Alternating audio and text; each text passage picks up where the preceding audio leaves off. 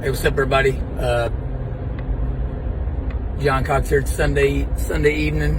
I want to give y'all a few more updates about HB 51 here before we get into the week, because there's going to be some stuff happening, and I don't want y'all getting disheartened or anything, because it's all good stuff behind the scenes. So sounds like everybody's on board. I mean, from top to bottom. I mean, so the bill sponsors and leadership kind of working together. They're having to get something filed in there because they need some language and wording in there to make it towards some medical school programs and things like that. Aren't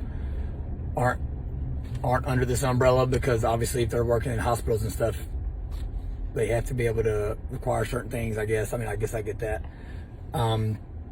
Because of that, they're going to refile the bill, and then we're going to refile Amendment 7 as well. So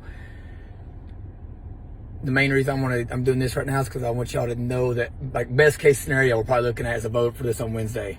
So Monday, Tuesday, don't freak out because it ain't getting voted on, because like I said in the last video, I mean, the whole conversation just changed. I mean, we're literally having a whole different conversation about a totally different bill than what HB 51 was at the onset. It was a mask bill, you know what I mean? Now we're talking about maybe the most powerful piece of COVID legislation in the country. I mean, we're not hiding in a budget bill. We're not getting an executive order. We're not moving power back to the legislature. I mean, we're literally we've convinced our government to relinquish power. And it's like, I think everybody needs to realize, I mean, how rare that is. I mean, who could ever have thought they'd be willing to do that? But I'm just telling y'all, like, the response has been so positive and so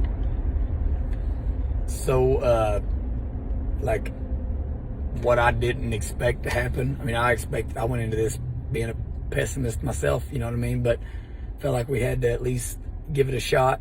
And guys, I'm just telling y'all, I'm just so surprised by how, you know, I'm kind of like the Annex's resident hillbilly now, I think. You know what I mean? Just the way they've let me in behind the curtain and let me see things, and, you know, it really don't have anything to do with me. I mean, I represent the little guy. I mean, they've let a normal person in there to be a part of all this, and we should, you know, all be thankful for that. Obviously, they still got to, at the end of the day, they got to do it.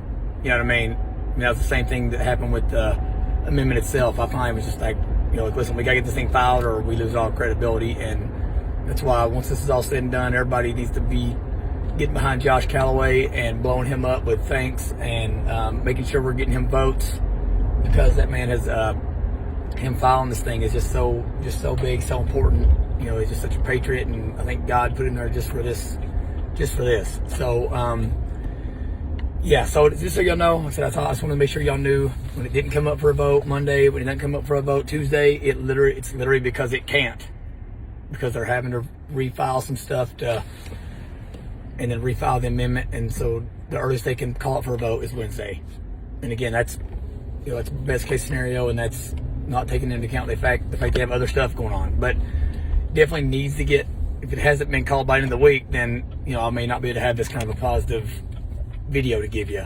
But at least right now, we all need to sit tight. Again, here's the deal, we want this to be a good bill. We're not just trying to push through crap because we're mad and we're anxious and we're pissed off. I mean, at the end of the day, when the decision makers give you a seat at the table, you don't want to waste that. You want to, you know, get what you want and get it done right. And I really think they're trying to make that happen. And it could be a very positive, a very big, you know, a fundamental thing happening for a much more positive future as far as parental choice goes and other bigger picture things. So yeah, if anybody else, if y'all have any questions, anything, feel free to shoot me a direct message or anything on here.